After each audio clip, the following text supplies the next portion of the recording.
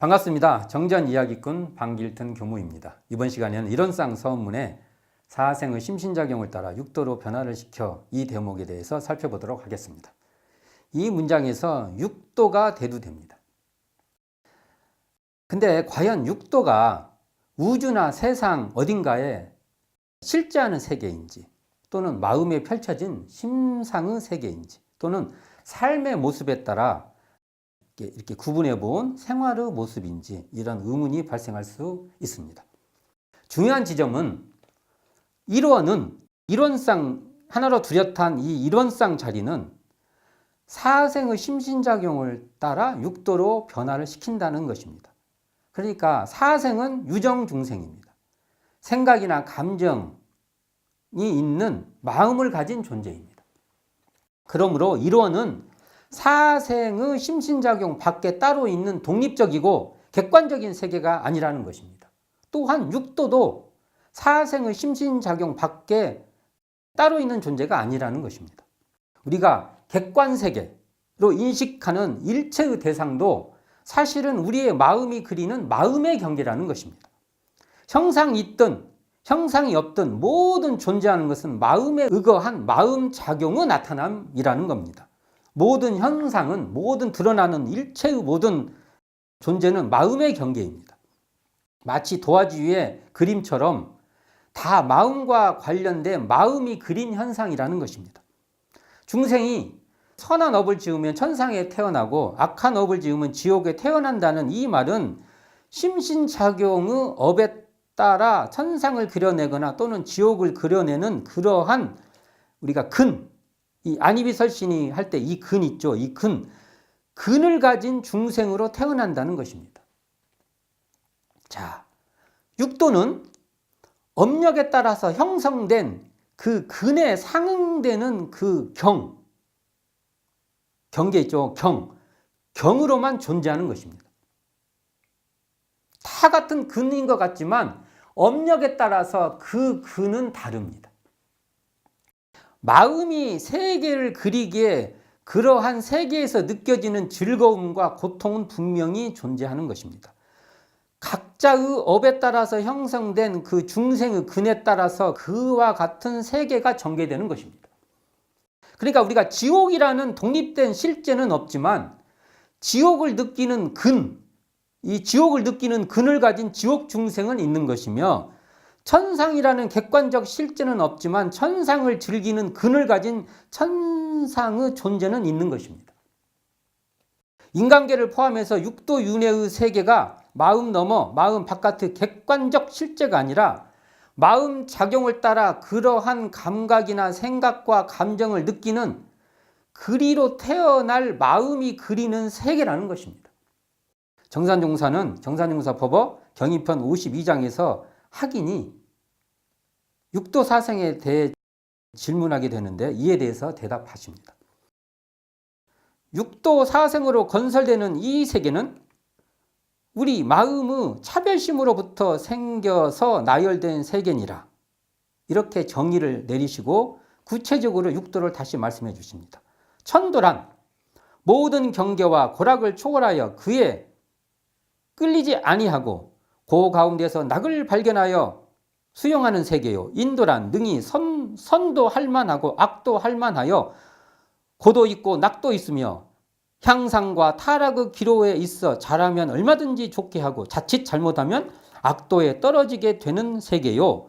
축생이란 예의염치를 잃어버린 세계요. 수라란 일생 살다 죽어버리면 그만이라고 하여 아무것도 하지 않고 허망하게 살기 때문에 무기공에 떨어진 세계요. 악유란 복은 지치 아니하고 복을 바라며 명예나 재물이나 무엇이나 저만 소유하고자 허덕이는 세계요.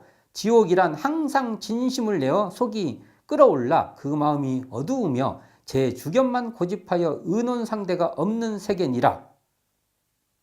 이렇게 육도를 마음에 펼쳐진 세계로 말씀해 주시면서 마무리하시기를, 이와 같이 육도 세계가 우리의 마음으로 건설되는 이치를 알아서 능히 천도를 수용하며 더 나아가서는 천도도 초월하여 육도 세계를 자유자재하나니라라고 당부하십니다.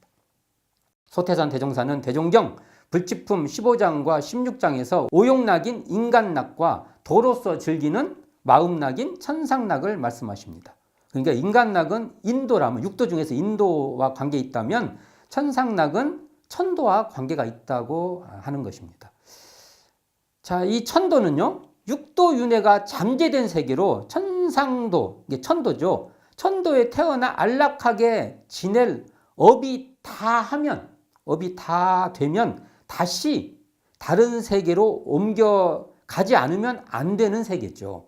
또한 한 번 욕심이 확 발하면 문득 타락하여 심신의 자유를 잃게 되어 다시 육도윤회를 면하지 못하는 세계가 바로 천도라는 것입니다.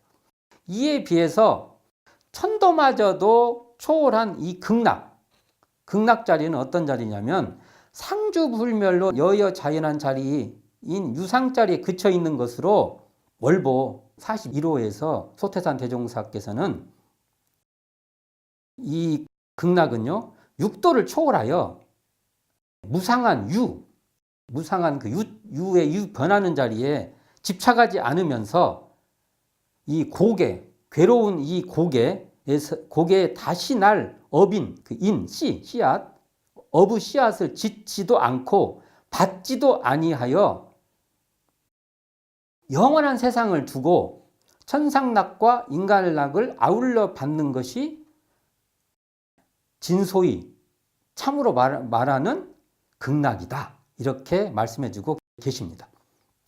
대종경 변이품 10장에서 내 마음의 죄복과 고락을 초월한 자리에 그쳐 있으면 그 자리가 곧 극락이요, 죄복과 고락에 사로잡혀 있으면 그 자리가 곧 지옥이라 하고, 성품의 본래 이치를 오득하여 마음이 항상 자성을 떠나지 아니하면 길이 극락 생활을 하게 되고 지옥에 떨어지지 아니하니라라고 말씀하시면서 소태산 대종사께서는 월말통신 제36호에서 이렇게 규정해 보십니다. 청권을 잡은 도인은 능히 육도를 초월하여 행실에 있어서 욕심에 안 끌리고, 그러니까 욕심에 안 끌리면 육도에 끌려가지 않는 것이죠. 아는 데 있어서는 분별이 있고 없는 자리만 알면, 그러니까 분별이라는 것은 육도 경계에 이렇게 끌려가는 거예요. 그 분별에 있냐, 그 분별을 놓아버리냐, 분별이 있고 없는 자리만 딱 알면은 3계 대권을 잡는 사람이 된다라고 말씀하시는데, 이 말은 결국 천도를 수용하고 더 나아가서 천도도 초월하여 육도 세계를 자유자재하라는 그런 말씀이라고 볼 수 있는 것입니다. 육도 사생의 그 사생을 우리가 이걸 마음의 상태로 분류해 볼 수가 있는데요.